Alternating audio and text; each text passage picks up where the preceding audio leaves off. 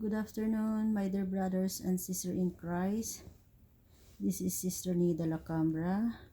I just want to let you know, according to the Catholic beliefs, the Holy Thursday of the Lord's, why we celebrate the, what, no, what I mean, what does Holy Thursday commemorate? So, what is here?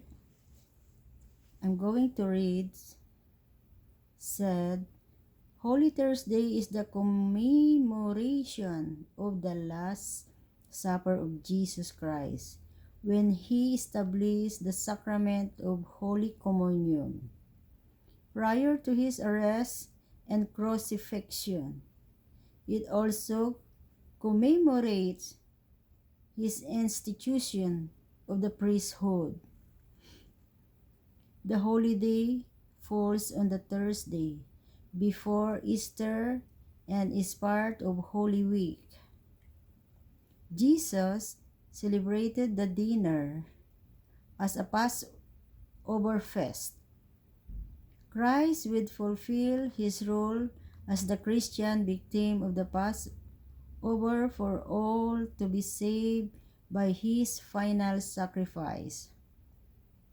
The Last Supper was the final meal Jesus shared with his disciples in Jerusalem. And during this Passover meal, according to Matthew 26, verse 26 to 29, Jesus took bread, said the blessing, broke it, and giving it to his disciples said, "Take and eat. This is my body." Then he took a cup, gave thanks, and gave it to them, saying, "Drink from it, all of you, for this is my blood of the covenant, which will be shed on behalf of many for the forgiveness of sins. I tell you, from now on, I shall not drink this fruit of the vine until the day when I drink it with you, new in the kingdom of my Father." It is believed those who eat of Christ's flesh and blood shall have eternal life.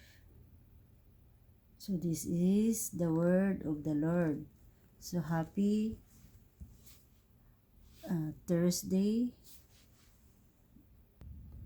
So according to my belief, Holy Thursday is celebrated primarily through a special evening mass commemorating the Last Supper, where Jesus shared the bread and wine with his disciples. This Mass, known as the Mass of the Lord's Supper, is often followed by foot-washing ceremonies, reflecting Jesus' act of humility and service. Additionally, some churches observe a service of Tenebrae, a candlelit service with reading and the gradual extinguishing of candles, symbolizing Jesus' impending death.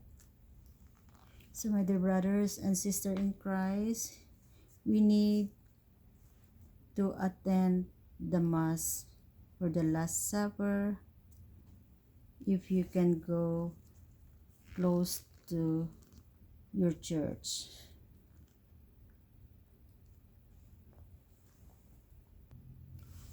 Yes, brother and sister, according to my Catholic faith, this is important. The Maundy Thursday, the Last Supper of the Lord, and washing of the feet to those serving to God in the church or in the community. Thank you so much, and God bless us all. See you in the church. And of course, it is important also to meditate ourselves. This is the time to meditate ourselves. This is the time to reflect ourselves, or forgive ourselves, or forgive to each other, or love one another. Show our love as Jesus loved us. Show our forgiveness as Jesus forgive us. Because He's dying on the cross because of our sins. That's why we need forgiveness to those offended us and each other. So God bless everyone.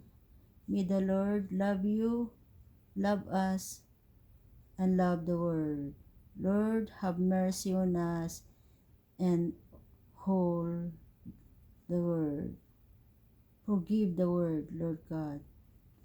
In Jesus' name, amen. In the name of the Father, the Son, the Holy Spirit. Amen.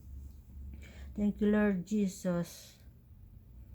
Thank you for your love, mercy, and compassion. Thank you because of our sins, of my sins. You forgive us. You sacrifice yourself to the Father, our God Almighty. We thank you because of my sins, our sins. You're dying on the cross. We thank you, Father. We thank you, Lord Jesus, our Savior. We thank you, Holy Spirit, our guider, our protector, our sanctifier, and our strengthen. In Jesus' name, amen and amen. God bless everyone. God is so good.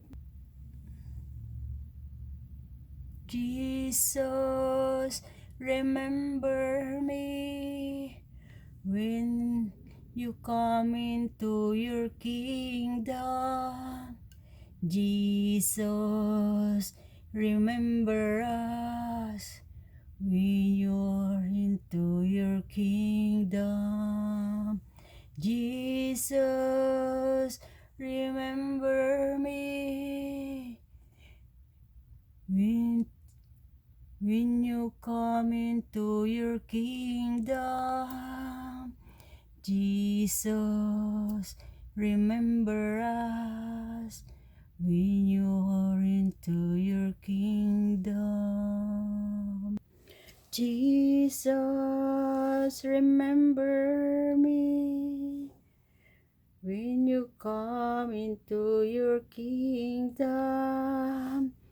Jesus, remember us when you come into your kingdom.